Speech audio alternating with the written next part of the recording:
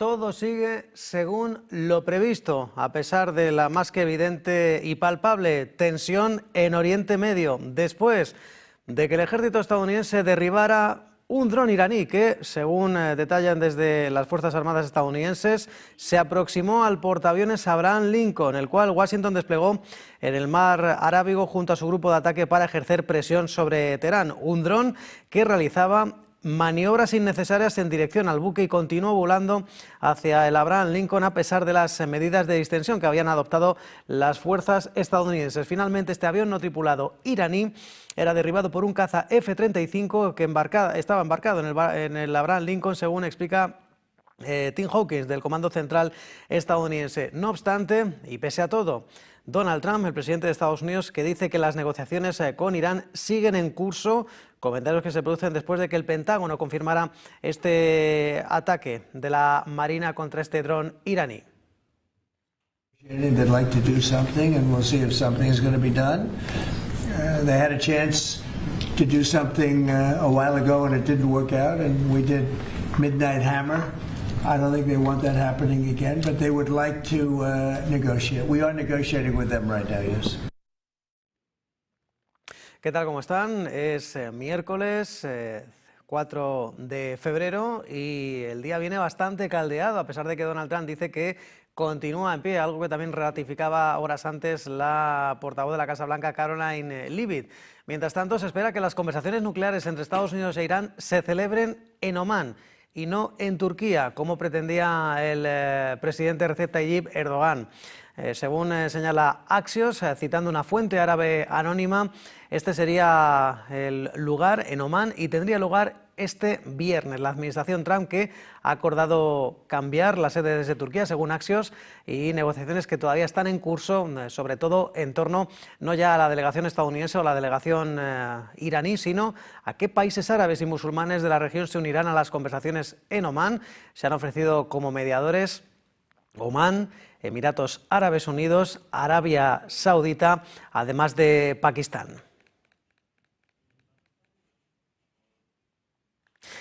Y las acciones de las compañías informáticas indias continúan dejando caídas este miércoles, siguiendo la estela de las acciones de software y de aplicaciones y herramientas legales, después del lanzamiento de Anthropic, de su nueva herramienta de inteligencia artificial que optimiza la productividad, una medida disruptiva en la industria de servicios profesionales y de legal, y que está dejando, en este caso, caídas bastante importantes en el sector de la abogacía, las ventas, el marketing, el análisis de datos, y que estamos viendo también en el continente asiático, como ya ocurriera ayer en Europa y en Wall Street. Oleada de ventas de las firmas de software y de analítica de datos, tanto a uno y otro lado del Atlántico, y que están profundizando en la inquietud en el sector informático de la India, donde representa más de una cuarta parte del volumen del Nifty 50 y del Sensex. Se está evaluando los inversores el impacto que puede tener en el mercado laboral esta herramienta de inteligencia artificial de Anthropic. Mientras tanto, desde Israel han transmitido varias demandas a Estados Unidos, al equipo mediador, de cara a esa reunión programada en principio para este viernes entre el enviado estadounidense Steve Witkoff y el ministro de Exteriores iraní Abbas Araghchi. Una reunión que todavía está pendiente de que se confirme, aunque Axios se ha adelantado que no se celebrará en Turquía, sino que se celebrará en Omán. Omán insiste en que Irán debe transferir material altamente enriquecido al extranjero, debe suspender el enriquecimiento nuclear, así como detener la producción de misiles balísticos y poner fin al apoyo de grupos armados. Dicen desde Tel Aviv que la administración Trump ha mostrado su compromiso con Israel en todos los ámbitos, especialmente en el área iraní, y añaden que Tel Aviv va a ejercer influencia en ambos países como ya lo hiciera en el pasado. Recordemos que ayer Steve Witkoff se reunió con el primer ministro israelí, con el cual reiteró que Irán ha demostrado sobradas veces que no se puede confiar en sus compromisos. La secretaria de prensa Caroline Leavitt afirmaba que Donald Trump sigue deseando mantener esa apuesta por las negociaciones, a pesar de que ayer la Armada estadounidense derribara ese dron cerca del portaaviones Abraham Lincoln en el mar Arábigo. Y se pone fin a la pesadilla, si es que era pesadilla. Donald Trump ha firmado el proyecto de ley para poner fin al cierre parcial del gobierno después de que la propuesta fuera aprobada por la Cámara de Representantes con una ajustada votación 217 a 214.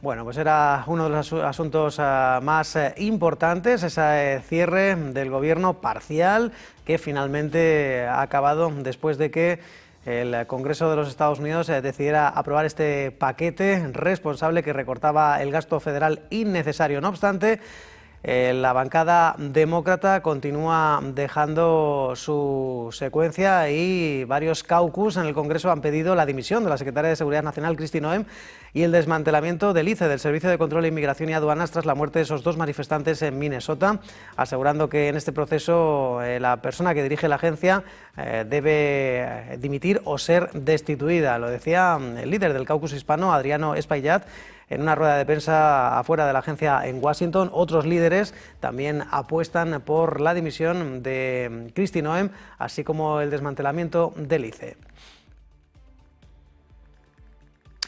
Y Donald Trump ha asegurado que tuvo una muy buena reunión con su homólogo colombiano Gustavo Petro, asegurando que no eran precisamente los mejores amigos, pero no se sintió ofendido porque no lo conocía antes. Un Donald Trump que asegura que ha tenido muy buena sintonía y que hablaron sobre medidas contra el narcotráfico, asegurando que han hablado de sanciones.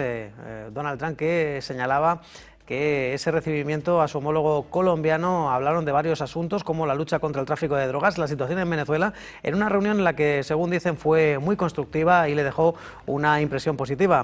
Gustavo Petro reveló en una rueda de prensa posterior al encuentro con Trump en Washington que le había entregado al presidente estadounidense una lista de grandes capos del narcotráfico que viven fuera de territorio colombiano. Gustavo Petro, que ha defendido la política de sustitución de cultivos de coca y de la persecución de grandes capos en lugar de la tradicional guerra contra el narcotráfico que, según él, perjudica a los campesinos.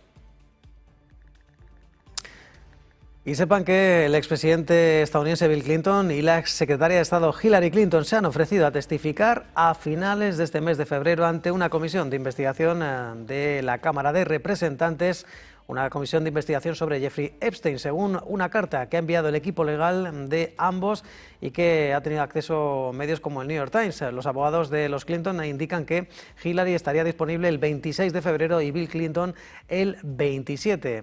Señalan desde la defensa que es notable que nunca hayan solicitado a los Clinton que comparecieran en audiencia pública y esto, dicen desde el equipo de representación, se ajusta mejor a las preocupaciones sobre la imparcialidad.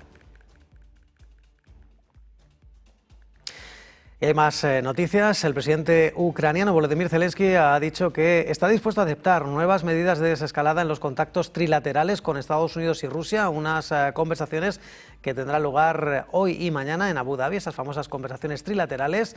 El presidente ucraniano que ha afirmado que la propuesta de tregua formulada la pasada semana por Trump y que aceptaba a su homólogo ruso era muy razonable, aunque ha acusado a Moscú de aprovechar el cese de los ataques para acumular más misiles y drones para lanzar ayer martes. Volodymyr Zelensky, que insiste en que Ucrania parece que es la única que tiene que hacer concesiones y debe de haber también cesiones por parte del Kremlin. Росія повинна відчути тиск, щоб вони виконували прохання партнерів, реально рухались у перемовинах до миру. Поки що тільки від України очікують поступок. Росія повинна піти на поступки і найголовніше з них – зупинити агресію. Той, хто війну почав, повинен зробити кроки на деескалацію і зупинку війни. Якщо цього немає, і поки цього немає, кожен російський удар б'є не просто по нашій енергетиці, не просто по наших містах і громадах у мінус 20. Кожен удар б'є і по тих лідерах, які говорять з Росією і отримують від неї у відповідь подальшу. Por su parte, el secretario general de la OTAN, Mark Rutte, que calificaba de muy mala señal para la paz este último ataque ruso, aseguraba que se ha comprometido con Zelensky a hacer todo lo posible para que el mayor número posible de países de la alianza contribuyan a reforzar las defensas aéreas ucranianas. No obstante, Volodymyr Zelensky destacaba la importancia de misiles y sistemas Patriot, los que son únicos capaces, dice, de interceptar misiles balísticos rusos. Volodymyr Zelensky, que espera que tras este acto de agresión ruso a infraestructuras energéticas y con varias ciudades ucranianas por debajo de los 20 grados bajo cero, espera una respuesta por parte de Estados Unidos. Очікуємо на реакцію Сполучених Штатів Америки на російські удари. Це була пропозиція саме Америки на час дипломатії і такої холодної зимової погоди припинити удари по енергетиці. Було прохання особисто від президента Сполучених Штатів. Ми бачимо, що Росія на це прохання відповіла рекордом балістики. Неповних 4 дні минуло з тижня, про які Росію просили. Це говорить і про все інше, що Росія обіцяє чи ще може пообіцяти. Якщо їхнє слово не тримається вже зараз, то чого очікувати далі? Bueno, ataque que se ha roto esa tregua de una semana a las infraestructuras energéticas y que en el día de ayer se rompía con ese ataque a infraestructuras energéticas, a pesar de que el pasado jueves Moscú se mantenía dispuesto a aceptarlo. Una tregua, una propuesta de Donald Trump de una semana sobre la cual, a pesar de que ha durado menos de lo esperado, la portavoz de la Casa Blanca, Caroline Leavitt, dice que no está Donald Trump sorprendido ni mucho menos del ataque ruso. But today we've seen that Russia has launched some of the heaviest attacks this month. What's your reaction to that? Yeah, I spoke with the president about it this morning, and his reaction was unfortunately unsurprised. Y el secretario general de la OTAN, Mark Rutte, que declaraba tras su visita ayer a Volodymyr Zelensky en Kiev que el ataque lanzado por Rusia contra el sistema energético es, recordemos, tras una tregua de bombardeos de 4 días, ha demostrado que el Kremlin no está interesado en el proceso de paz. Un Rutte que endurecía el tono, asegurando que los esfuerzos por poner fin a la guerra de forma negociada que está liderando Donald Trump parece que no están teniendo feedback por parte del Kremlin. Tanto los negociadores ucranianos como rusos y estadounidenses tienen previsto celebrar hoy y mañana en Emiratos Árabes esa segunda ronda de contactos trilaterales que empezaron el pasado mes en Abu Dhabi. Un Mark Rutte que ofreció un discurso ante el Parlamento ucraniano donde aseguraba que la economía rusa está sufriendo los efectos de las sanciones occidentales, a pesar del apoyo que el Kremlin recibe de China, Corea del Norte e Irán. Y Trump parece dispuesto a dejar expirar el tratado New START que mantiene con Rusia, el último acuerdo que queda en pie entre las dos mayores potencias nucleares, mientras ha abogado por abrir nuevas negociaciones que involucren a China y cuyas capacidades atómicas y balísticas, dice Donald Trump, están creciendo. Aunque el propio presidente estadounidense ha dicho públicamente que le parecen bien las limitaciones que impone este acuerdo, que afecta, recordemos, a armas nucleares de largo alcance y que obliga a que ni Moscú ni Washington tengan en condición operativa más de 1.550 cabezas atómicas y 700 misiles para lanzarlas. Tanto él como miembros de su gabinete se han mostrado favorables a que caduque, recordemos, este jueves día 5. El motivo es que la administración Trump cree que el pacto en vigor desde el año 2011 debe ser sustituido por un documento nuevo que incluya también a China, ya que está con un potencial muy importante en cuanto a armas atómicas y a sofisticación de tecnologías. El portavoz del Kremlin, Dmitry Peskov, advertía ayer que siguen esperando una respuesta de Washington. Вы знаете, что по-прежнему на столе инициатива российской стороны, которая была изложена президентом Путиным. Мы по-прежнему не получили ответа американцев на эту инициативу. Действительно, время уже сокращается, как согреневая кожа. И буквально через несколько дней мир останется, наверное, в более опасном положении по сравнению с тем, что было до сих пор. Собственно, впервые Соединенные Штаты и Российская Федерация, это две страны, которые обладают крупнейшими в мире ядерными арсеналами, останутся без основополагающего документа, который ограничивал бы и вводил контроль за этими арсеналами. Мы считаем, что это очень плохо для безопасности во всем мире, для стратегической безопасности. Y por cierto que Elon Musk, el hombre más rico del mundo, que atacó ayer en redes sociales al presidente del gobierno español, Pedro Sánchez, usando una práctica un tanto escatológica, aseguraba que es un tirano Dirty Sánchez, así se refería el presidente del gobierno español, después de que ayer en Dubái, en la cumbre de jefes de Estado, donde habló y presentó de un fondo soberano, el presidente del gobierno que anunció que va a prohibir a los menores de 16 años usar redes sociales, un proyecto de ley que se espera sea aprobado la próxima semana en el Consejo de Ministros. Un Pedro Sánchez que aseguraba que hay que investigar a Grok, el proyecto de inteligencia artificial de X, la red social que es propiedad de Elon Musk. Va a prohibir el acceso a las redes sociales a los menores de menos de 16 años. Las plataformas tendrán que implantar medidas de control de edad efectivas, barreras reales que funcionen. Actualmente nuestros niños están expuestos a un espacio en el que nunca deberían navegar solos. Un espacio de adicción, abusos, violencia, pornografía, manipulación. No vamos a tolerarlo más.